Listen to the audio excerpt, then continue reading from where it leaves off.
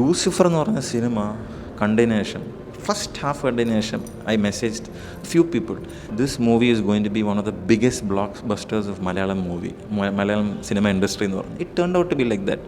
ഭയങ്കരമാണെന്നൊക്കെ പറഞ്ഞ് ഒരുപാട് Hollywood level മറ്റേതാണ്. സത്യം പറയല്ലോ, ഹോളിവുഡ് മൂവീസ് ഒന്നും ഇവർ കണ്ടിട്ടില്ലേ?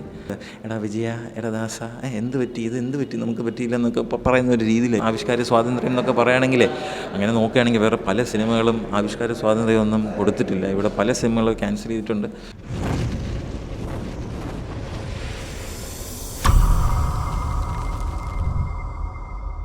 ഫസ്റ്റ് ഡേ എനിക്ക് ഇഷ്ടപ്പെട്ടൊരു സ്ക്രീൻ കിട്ടാത്തതുകൊണ്ട് വേറൊരു സ്ക്രീനിൽ ബുക്ക് ചെയ്തു.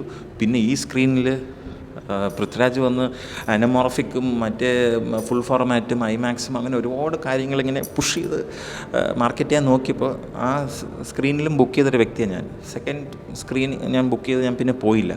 കാരണം ആദ്യത്തെ സിനിമ കഴിഞ്ഞിട്ട് ഇറ്റ് വാസ് ലൂസിഫർ എന്ന് പറഞ്ഞ സിനിമ കണ്ടതിന് ശേഷം ഫസ്റ്റ് ഹാഫ് കണ്ടതിന് ശേഷം ഐ മെസ്സേജ്ഡ് ഫ്യൂ പീപ്പിൾ.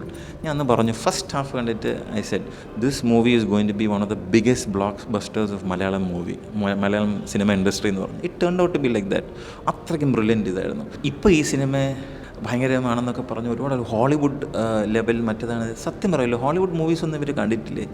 അതുകൊണ്ടാണ് ഇത് ഹോളിവുഡ് ലെവൽ എന്ന് പറഞ്ഞത്. ഇൻ്റർനാഷണൽ ഇത് ഒരു 2-3 അപ്പാഷെ ഹെലികോപ്റ്റേഴ്സും കൊണ്ടുവന്ന് വെച്ച് ഒരു ടങ്സ്റ്റൺ ഫീൽഡിലുള്ള ഒരു ഇതും വെച്ചിട്ട് 4-5 ഫോറിൻ ലൊക്കേൽസിൽ പോയി ഈ മൂവി ഷൂട്ട് ചെയ്തെന്ന് വെച്ചിട്ട് ഒരു സിനിമയ്ക്കൊരു ഇൻ്റർനാഷണൽ ഫീലൊക്കെ കിട്ടേണ്ട അത്രയ്ക്കും ഒന്നും ആവശ്യമില്ല Malayalam cinema. Malayalam cinema is always been എന്താ പറയുക, ഒരു par excellence when it comes to making and portraying movies. മനസ്സിലായില്ലേ? ഈ മൂവിക്ക് പറ്റിയതെന്ന് വെച്ചാൽ it's an average movie, nothing else. It's a one time watch. ഞാൻ ഓരോ സീൻ വെച്ച് തന്നെ പറയാം. മറ്റേ മൂവിയിൽ ഫാക്ടറിയിലുള്ള ഒരു ആക്ഷൻ സീക്വൻസ് ഉണ്ട്. തമിഴ് റാപ്പ് മ്യൂസിക് വരുന്ന സമയത്ത് ജയിലിൻ്റെ അകത്തൊരു സീക്വൻസ് ഉണ്ട്. മോഹൻലാലിൻ്റെ ഒരു എൻട്രി ഇതൊക്കെ ഉണ്ട്. മേക്കേഴ്സ് പറയുന്നു ലൂസിഫറിനെയും ഈ സിനിമ വെച്ച് കമ്പയർ ചെയ്യില്ല. പിന്നെ ലൂസിഫർ വെച്ച് കമ്പയർ ചെയ്യാതെ, അതല്ല എൻ്റെ first part.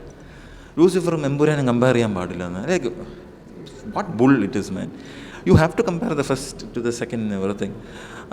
It's just like George Lucas saying that Star Wars ആദ്യത്തെ പാർട്ടും സെക്കൻഡ് പാർട്ടും കമ്പയർ ചെയ്ത് അവർ വേറെ, it doesn't make any sense. Even when it comes to the politics, okay fine, politics എന്തെങ്കിലും ആയിക്കോട്ടെ, ഫിക്ഷണൽ എന്ത് വേണമെങ്കിലും ചെയ്തോട്ടെ. ഇവർക്ക് ഇത് പറ്റിയ കുഴപ്പം എന്തെന്ന് വെച്ചാൽ this average movie is become a huge hit no. Okay, financially I don't know whether it will collect. I think 180-200 crores എന്താണെന്ന് തോന്നുന്നു, ബജറ്റ് എന്ന് തോന്നുന്നു. സോ എൻ്റെ ഒരു അറിവ് കറക്റ്റ് ആണെങ്കിൽ it has to make somewhere around 350-360, or maybe if it goes up till like somewhere around 400 crores, I suppose it can be called a hit, I suppose. Otherwise I think it's already crossed 200 crores. Malayalam സിനിമയ്ക്ക് എന്തെങ്കിലും different ആയിട്ട് ചെയ്യാൻ നോക്കിയെന്ന് വെച്ചാൽ ഞാൻ വളരെ പേഴ്സണലായിട്ട് പറയാം. ഞാൻ കൊച്ചിലെ ഈ GI Joe ഫിഗേഴ്സ് ഞാൻ എടുക്കുമായിരുന്നു.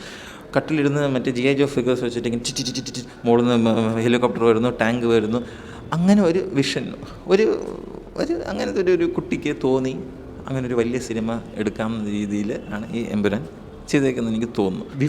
വിവാദത്തിൻ്റെ ആവശ്യം ഉണ്ടായിരുന്നു വെച്ചാൽ വളരെ നല്ലൊരു marketing, I am a marketing person. Okay, ഒരാവശ്യമില്ലായിരുന്നു. ചില ആൾക്കാർ ഈ സിനിമയ്ക്ക് ഇച്ചിരി ഒരു പുഷ് ഇട്ടിട്ടെന്ന് വെച്ചിട്ട് വേണ്ടി ചെയ്തതാണ്. ഇതിനു വേണ്ടി ഇത്രയും ഒരു കോൺട്രവേഴ്സിയും മറ്റേതൊന്നും ചെയ്യേണ്ട ഒരു കാര്യമില്ലായിരുന്നു. അതുകൊണ്ട് ഐ ഡോണ്ട് നോ, ഈ സിനിമയിൽ ശരിക്കും പറഞ്ഞാൽ എടുത്തു പറയാൻ ഇതിൻ്റെ മ്യൂസിക് ആയിരുന്നാലും ബാക്ക്ഗ്രൗണ്ട് ആയിരുന്നാലും ഈവൻ മോഹൻലാൽ എന്ന് പറഞ്ഞ actor is not been utilised well in this movie. ഇതിൻ്റെ അവസാനത്തെ ക്ലൈമാക്സ് ഉണ്ടല്ലോ, ഒരു 20 വർഷം മുമ്പേ ഒരു ബാഡ് തെലുഗു മൂവിയുടെ ആക്ഷൻ സീക്വൻസ് പോലെയാണ്. ഒരു വലിയൊരു കോട്ടയിൽ 2 ഹീറോക്കൾ ഒരു 50-60 ആൾക്കാരിട്ട് അടിക്കുന്നു. അത് അതിൻ്റെ അത്രയൊക്കെ ഇപ്പോൾ എല്ലാവരും കണ്ടു കാണുന്ന സിനിമ, അതുകൊണ്ട് പറയുന്നില്ല. ഒരു സോഡിൻ്റെ ഒരു അവസാനം ഇതുണ്ട്. സയ്യിദ് മസൂദ് ഖുറേഷിക്ക് സോഡ് കൊടുക്കുന്നു, ഖുറേഷി അവിടെ ഒരാളെ കൊല്ലുന്നു, മറ്റേതിടുന്നു, അവർ വേറെ കുത്തുന്നു. ഇതൊക്കെ ഏത് കാലത്ത് കഴിഞ്ഞ സാധനമാണെന്ന് അറിയൂ. What I can't digest is that Prithviraj after making such A good movie, Lucifer പോലെ മൂവി, അതിന് ഇത്രയും ആക്ഷൻ കിടലായിട്ട് എടുത്തതിന് ശേഷം ഈ സിനിമയിൽ വന്നിട്ട് ആക്ഷന് വളരെ ബ്ലണ്ടായിട്ട് പോയി, വളരെ ബ്ലണ്ട്. സോ ഇങ്ങനത്തെ മൂവീസ് നമ്മൾ പോയി കാണുമ്പോൾ it's all about action everything. പക്ഷേ I feel the action sequences ഭയങ്കര ബ്ലണ്ടായിപ്പോയി. Music is not working. It's ആവശ്യമില്ല, 3 ഹവേഴ്സിൻ്റെ ഒരു ആവശ്യമൊന്നുമില്ല. ആൻഡ് ചില കാര്യങ്ങളൊക്കെ ഉണ്ട് വളരെ ഒരു ഇഡിയോട്ടിക് രീതിയിലൊക്കെ എടുത്ത് വെച്ചേക്കുന്നത്. ഇത്രയും ലോകത്ത് വെറുപ്പിക്കുന്ന ഒരു വ്യക്തിയുടെ ഹൈഡ് ഔട്ടിൽ നിന്ന് ഇത്രയും ഇമ്പോർട്ടൻ്റ് ആയിട്ടൊരാൾ പോകുന്നത്, ഞാൻ എഗെയിൻ അത് സ്പോയിലറായിട്ട് പറയുന്നില്ല, അതുകൊണ്ട് ഇമ്പോർട്ടൻ്റ് ആയിട്ടൊരാളിനെ ഒരു ഹെലികോപ്റ്റർ കയറ്റി പോകുമ്പം ആ ഹെലികോപ്റ്റർ അങ്ങ് ബോംബ് ബ്ലാസ്റ്റിൽ പൊട്ടുകയാണ്. ലിറ്ററലി അതിൻ്റെ അകത്ത് അബ്രാം ഖുറേഷി സയ്യിദ് മസ്ഊദിനെ നോക്കുമ്പോൾ ഒരുമാതിരി ഈ എന്താ പറയുക, ഈ പഴയ മോഹൻലാലിൻ്റെ സിനിമ ഉണ്ട്, എടാ വിജയ, എടാ ദാസ, എന്ത് പറ്റി, ഇത് എന്ത് പറ്റി, നമുക്ക് പറ്റിയില്ല എന്നൊക്കെ പറയുന്ന ഒരു രീതിയിലായിപ്പോവും. എന്ന് വെച്ചൊരു ഇവരുടെ കയ്യിൽ നിൽക്കാത്ത ഒരു സാധനം ഇത്ര ഇമ്പോർട്ടൻ്റ് ആയിട്ടുള്ള ആൾക്കാർ പോകുമ്പം അത് ആരെന്നുള്ള കാര്യം സിനിമ കാണുമ്പോൾ ആൾക്കാർക്ക് മനസ്സിലാകും. പക്ഷേ എന്നാലും ഞാൻ പറയും, ചെറിയ ചെറിയ കാര്യങ്ങളാണെങ്കിലും കുഴപ്പമില്ല, ഇത് വലിയ വലിയ കാര്യങ്ങളാണ് ചെയ്തേക്കുന്നത്. അതിനകത്ത് മഞ്ജു വാര്യറിൻ്റെ ഒരു സീനുണ്ട്, സ്റ്റേജിൽ ഇരുന്ന് സംസാരിച്ചുകൊണ്ടിരിക്കുന്ന മഞ്ജു വാര്യർക്ക് ഒരു സെക്യൂരിറ്റി ഇല്ല, അടുത്തൊരു പോലീസും ഇല്ല. ഓക്കെ ശരി, അവരെ വകവെക്കാൻ നോക്കുകയാണ്. അത് കഴിഞ്ഞിട്ട് അവരെ മറ്റേ ഫോറസ്റ്റിലേക്ക് കൊണ്ടുപോകുന്ന ഒരു വ്യക്തി അവിടെ മറ്റേ ഗൂച്ചിയുടെ സൂട്ട് ഇട്ടുകൊണ്ടിരിക്കുന്ന, ഏതോ ലോകത്ത് ഗൂച്ചിയുടെ സൂട്ട് ഇട്ടുകൊണ്ടിരിക്കുന്ന അബ്രാം ഖുറേഷി പെട്ടെന്ന് കേരളത്തിൻ്റെ വനത്തിൽ കയറി വന്ന് രക്ഷപ്പെടാൻ.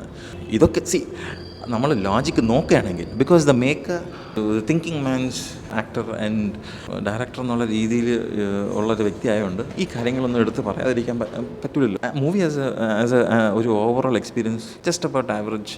ചില ആൾക്കാർക്ക് ചിലപ്പോൾ അബവ് ആവറേജ് കാണും. ഈ കോൺട്രവേഴ്സി കാരണമാണ് ഈ മൂവിക്ക് ഇത്രയും ഒരു ഇമ്പറ്റസ് കിട്ടിയെന്ന് തോന്നുന്നു. ആവിഷ്കാര സ്വാതന്ത്ര്യം, ആവിഷ്കാര സ്വാതന്ത്ര്യം എന്ന് പറഞ്ഞിട്ട് ഈ സിനിമയൊക്കെ ഓക്കെ, ഞാൻ നേരത്തെ പറഞ്ഞ പോലെ ആവിഷ്കാര സ്വാതന്ത്ര്യത്തിന് വേണ്ടി പാസ്റ്റിൽ എന്തോ നടന്നൊരു കാര്യത്തിന് ഫിക്ഷണൽ രീതിയിൽ അതിനെ ഫുൾ സ്റ്റോറി ബാക്കിലിട്ട് പോകാതെ ഈ സിനിമയിൽ ഉപയോഗിച്ചിട്ടുണ്ട്. ഇതിൻ്റെ അകത്ത് ഒരുപാട് ഇതുണ്ടായിരുന്നു, എന്താ പറയുക, ഒരു സ്പെസിഫിക് പൊളിറ്റിക്കൽ പാർട്ടി, വർഗീയത കൊണ്ടുവരാൻ നോക്കുന്ന പാർട്ടി ഇവിടുത്തെ ഡാമൊക്കെ പൊട്ടിച്ചു കഴിഞ്ഞ ശേഷം അത് പൊട്ടിക്കാൻ പോകുന്നതിന് മുമ്പേ നമ്മുടെ അബ്രാം ഖുറൈഷി വന്ന് രക്ഷപ്പെടുത്തും എന്നൊക്കെ പറഞ്ഞ് ആവശ്യമില്ലാത്തൊരു കോൺട്രവേഴ്സി പറയാം. അതൊക്കെ യു ടേക്കിംഗ് ഇറ്റ്, എന്താ പറയുക, it's not only ridiculing the movie goes intellect. It shows your weak intellect also. പക്ഷേ അങ്ങനെയൊന്നും പറയാൻ പറ്റില്ല. ഇത് ഒരു ബിസിനസ്സായിട്ട് കാണുകയാണെങ്കിൽ വളരെ very well played makers of empire എന്ന് എനിക്ക് പറയാം. Very well played. I don't get it how such an average movie, may be even അങ്ങേയറ്റം പോയ ഒരു above average movie can make so much money and have such a great reach. So unfortunate, but I was looking forward to this movie കേട്ടോ. ഞാൻ ശരിക്കും Lucifer കഴിഞ്ഞിട്ട് goose ബംസോടെ പുറത്തിറങ്ങിയൊരു വ്യക്തിയായിരുന്നു ഞാൻ. അപ്പോൾ അത് വെച്ച് നോക്കുമ്പം I was really looking forward to this movie. But and now I come to hear that അതിൻ്റെ അടുത്ത മൂവിയുടെ പേര് ചിലപ്പോൾ മസ്രയിൽ ആവാൻ സാധ്യതയുണ്ടെന്ന് ഏതൊരു ഇൻ്റർവ്യൂവിൽ music director was saying about this. As an audience, for me it was kind of a let down, one time watch. ആവിഷ്കാര സ്വാതന്ത്ര്യം എന്നൊക്കെ പറയുകയാണെങ്കിൽ, അങ്ങനെ നോക്കുകയാണെങ്കിൽ വേറെ പല സിനിമകളും ആവിഷ്കാര സ്വാതന്ത്ര്യമൊന്നും കൊടുത്തിട്ടില്ല. ഇവിടെ പല സിനിമകൾ ക്യാൻസൽ ചെയ്തിട്ടുണ്ട്. They not even allowed the certain movies to be even screened in നമ്മുടെ ഫിലിം ഫെസ്റ്റിവലിലും സ്ക്രീൻ ചെയ്യാൻ പറ്റാത്ത സിറ്റുവേഷൻസ് വന്നിട്ടുണ്ട്. സോ ഓരോരോ ആൾക്കാരുടെ പൊളിറ്റിക്സും ഐഡിയോളജിയും വരുമ്പോൾ മാത്രം ആവിഷ്കാര സ്വാതന്ത്ര്യം, മറ്റേ ഇതിൽ വരുമ്പോൾ കൊടുക്കാതിരിക്കുന്നതും സപ്പോർട്ട് ചെയ്യുന്നതും I don't know, it's hypocritical, I suppose. Hypocrisy to the core എന്നേ പറയുള്ളൂ.